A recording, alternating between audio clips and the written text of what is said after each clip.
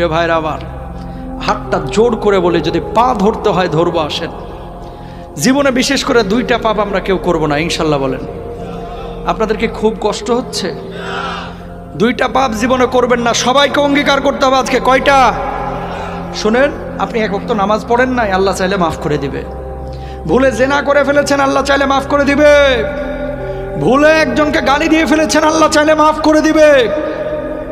ভুলে ফজরের নামাজে জাগতে পারেন নাই বা ইচ্ছে করে জাগেন না একদিন, আল্লাহ চাইলে মাফ করে দিবে। রোজা একটা করেন না, আল্লাহ চাইলে মাফ করে দিবে। দুইটা গুনাহ এমন আছে যেটা আল্লাহ কখনো মাফ করবে না। কয়টা? এক নাম্বার হচ্ছে বান্দার হক নষ্ট করা, দুই নাম্বার হচ্ছে শিরিক করা। প্রিয় ভাইরা আমার, কলিজার টুকরারা আমার, খবরদার ভাইয়ের সম্পদ হয়ে ভাইয়ের সম্পদ নষ্ট করেন না, ভাই হয়ে ভাইয়ের সম্পদ নষ্ট করেন না, ভাই হয়ে বোনের সম্পদ মেরে দিয়েন না, আরেকজনের হক নষ্ট করে আরেকজনের জমি দখল করেন না।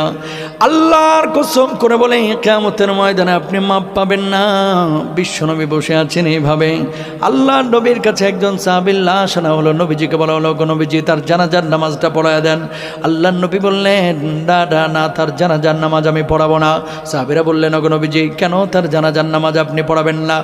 রাহমাতুল লিল আলামিন বিশ্বনবী সাল্লাল্লাহু আলাইহি ওয়াসাল্লাম বললেন, ওই ব্যক্তি ছিল ঋণগ্রস্ত, ঋণ পরিশোধ করে নাই, এই কারণে আমি নবী তার জানাজার নামাজ পড়াবো না। বলুন আল্লাহু আকবার। পা ধরা লাগলে ধরবো।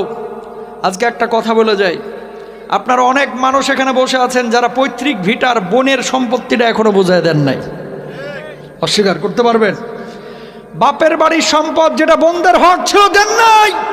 আল্লাহর কসম করে বলি 36 বার উমরা করেও জান্নাতে যেতে পারবেন না। চ্যালেঞ্জ করলাম আপনাকে।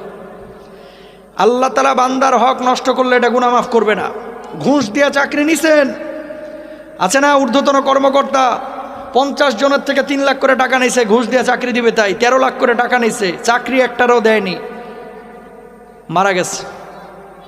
আরেকজনের জমি দখল করে জাল দলিল করে নিজের নামে লিখে নিছে, আছে না? টাকা ঋণ নিছে 20,000, কয় 3 দিন পরে দেব, 3 দিন আর হয় না, টাকা তো দেয় না, উল্টা আরো ফাপড় নাই। কথা বলেন, আছে না নাই?